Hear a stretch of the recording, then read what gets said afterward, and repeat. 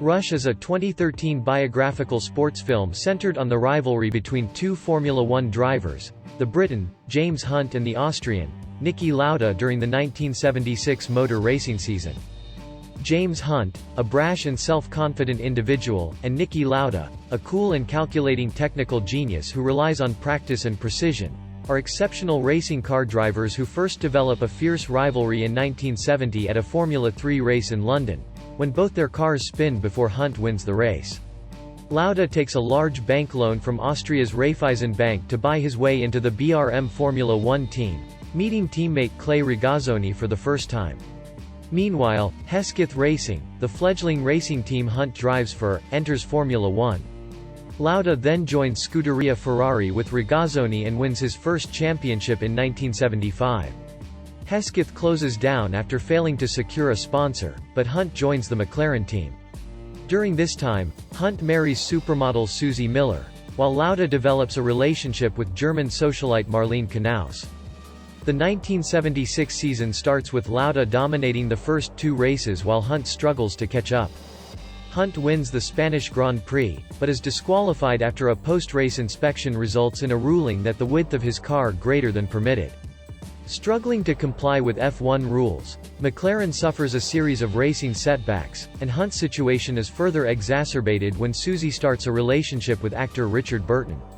Following his divorce, Hunt regains his competitive spirit and, when his disqualification in Spain is overturned, the restored points put him into championship contention.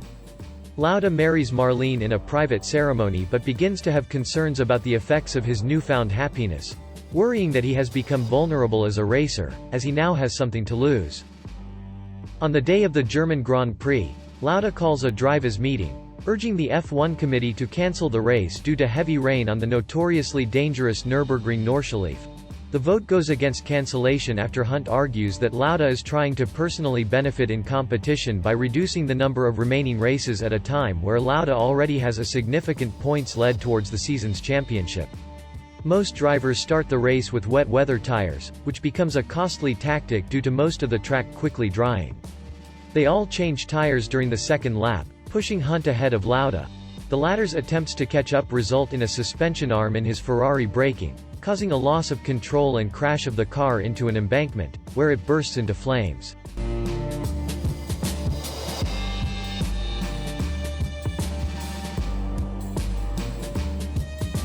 Lauda is airlifted to hospital with third-degree burns to his head and face and internal burns to his lungs.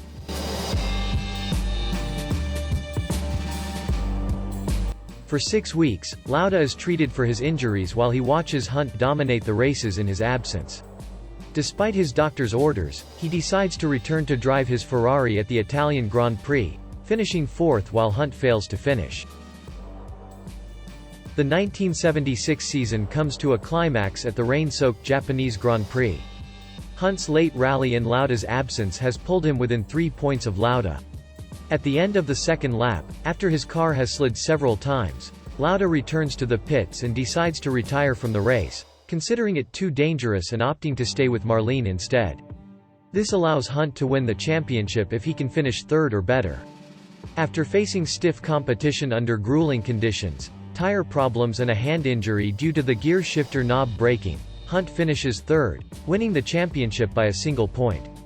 Hunt spends the rest of the year reveling with fame, sex and drugs.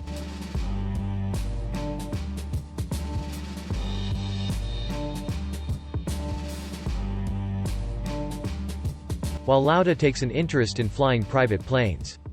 At a private airfield in Bologna, Lauda suggests to Hunt that he focus on the next racing season to defend his title, but Hunt argues that his glamorous lifestyle is the highlight of being world champion.